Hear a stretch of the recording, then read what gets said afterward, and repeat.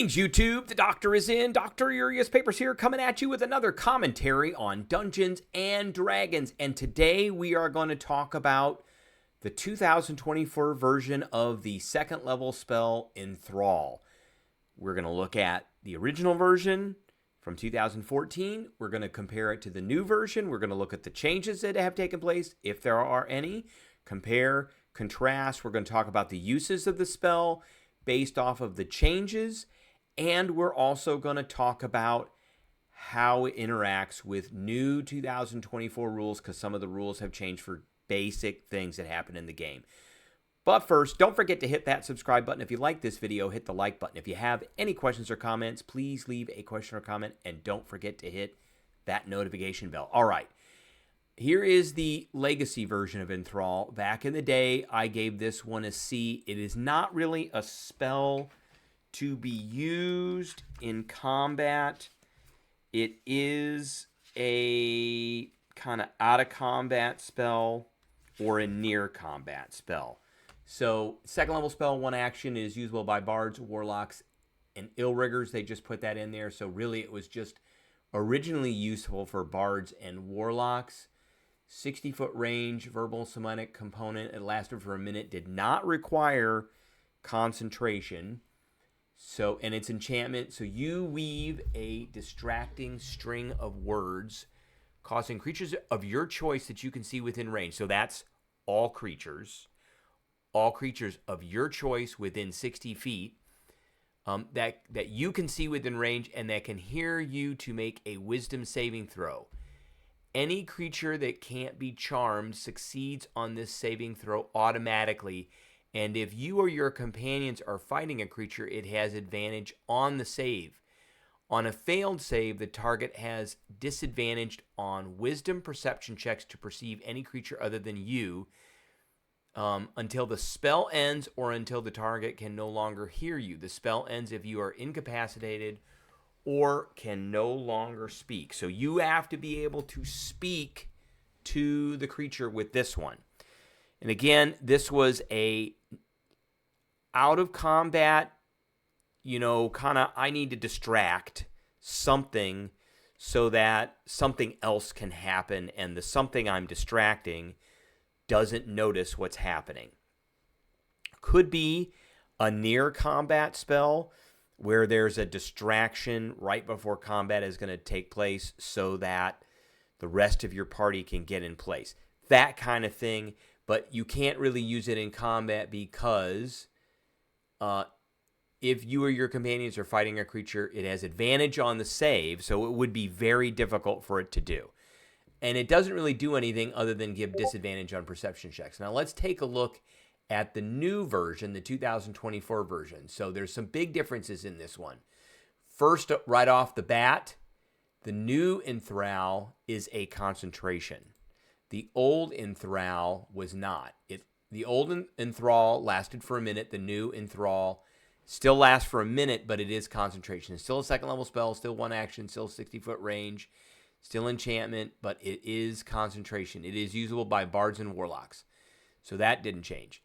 You weave a distracting string of words causing creatures of your choice that you can see within range to make a wisdom saving throw. Big difference. This one says you weave a distracting string of words causing creatures of your choice that you can see within range and that can hear you to make a wisdom saving throw. They took out the part where they have to hear you. They just have to be in range now. That's it. But you still are weaving a distracting string of words. But it doesn't say they have to hear you. That's a big difference. So you cast a spell. They have to make a wisdom saving throw. It is still creatures of your choice that you can see within range. So it's all creatures. So if there happens to be 1,000 creatures within 60 feet of you, you can affect 1,000 creatures within 60 feet of you. Any creature you or your companions are fighting automatically succeeds on this save. Again, that is a big difference because here it says that they get disadvantage. Any creature charmed automatically succeeds, and if you or your companions are fighting a creature, it has advantage on the save. Now they just succeed. So on a failed save, the target has a -10 penalty to wisdom perception checks and passive perception until the spell ends, whereas the original one was disadvantage on all wisdom perception checks made to perceive any creature other than you. So, and again, the part about having to hear is gone. So again, I think there's a little bit of a bump to this spell. It is still a near combat spell. I am going to move. We gave the original one a C. I'm going to give this one a C+. It is not a combat spell. And just looking at my rules for grading. So can I use the spell every combat? Not. So this is situational. I'm not going to be able to use this spell every single time. I don't even know if you would use this spell every game. So it is very situational. And it does take up a second level slot. So you have to, this is going to be part of a plan. And it's probably, as part of a plan, going to involve a bard or warlock. Well, with the warlock, it's different. But with the bard, it's going to involve the bard probably saying, I didn't prepare that spell. We're going to need to do this tomorrow. So, or I didn't prepare that spell, and tomorrow we can do this, and I'll have that spell, and it can be part of our plan. So there's going to be some planning. So it's situational. 2, will I use the spell every combat relative to other spells? Again, it's situational. Is it easy to cast? It is an action. It doesn't seem too hard to cast. Is it integral to a build for my character, or is it going to have a lot of impact on my character? Probably not, and again, that's situational. Is it going to have an impact on the adventuring party? Again, that's very situational, so that's why I'm giving it a C+. There's a lot of situational in this. It is something that is going to be used out of combat or near combat, and when I say near combat, I mean as part of a plan that is going to lead up to some kind of combat that the characters are going to have. Some examples of things that you could use for this: you could distract a crowd, so a rogue in the party could rob somebody. If you needed to steal something off of an NPC, which can happen as part of an adventure, then this would be a very good spell to use. You could distract a guard in case you needed to sneak into some place, making it very easy for people to get in. That has happened. I can't count how many times in like Critical Role campaigns there have been parts where they have needed to sneak in, and this spell would have been an integral part of that.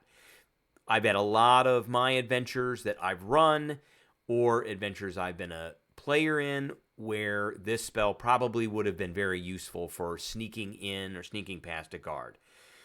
For the DM, this can be used from the DM's perspective as well against the players, to distract players, say, away from somebody trying to sneak into their stronghold or their bastion or their keep or their house or whatever. So DMs keep that in mind. So it doesn't say in here that the targets know that they have been charmed, which probably means, or an assumption, that they don't know. So once you cast this spell, if they fail or succeed, they don't know. Now, the only way that they would know that you cast this spell is this spell does have a verbal and somatic component, which means you can cast this from 60 feet away, and if you do it stealthily, maybe they don't hear you. I would ask a player to make a stealth check with this. Keep in mind that this spell affects everybody in a 60-foot radius. All creatures within a 60-foot that you can see within 60 feet, and they don't have to hear you anymore. Again, so you can quietly cast this spell and kind of hide the fact that you're doing that with some kind of stealth. Now, that leads to the question, how do you figure out how to cast this spell without anybody noticing? Because that can be part of this now. Well, there is Sorcerer, and sorcerers can use the subtle spell meta magic, and then there is I would allow a stealth check. That's me personally. You do what you need to do in your games, but I would allow somebody to do that. And again, you could have a bard or a warlock openly come up to a group or a guard or several guards, and as part of the spell, start talking to them to distract them, and then cast the spell, and they will take a -10 penalty to their wisdom, perception, and passive perception. Now, I want to look at both of those because there is an effect that this has, and that effect is essentially surprise and or perception to see something happening. In combat or near combat, everybody's going to roll initiative, as we know, and surprise says if a combatant is surprised by combat starting, that combatant has disadvantage on their initiative roll.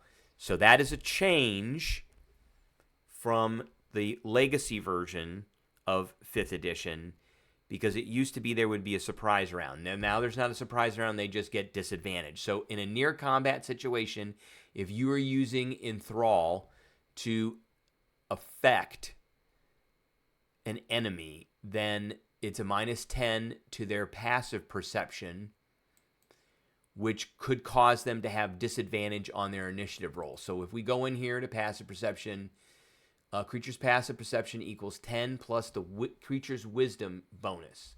If it has advantage on the checks, it increases the score by 5. If it has disadvantage, it decreases the score by 5.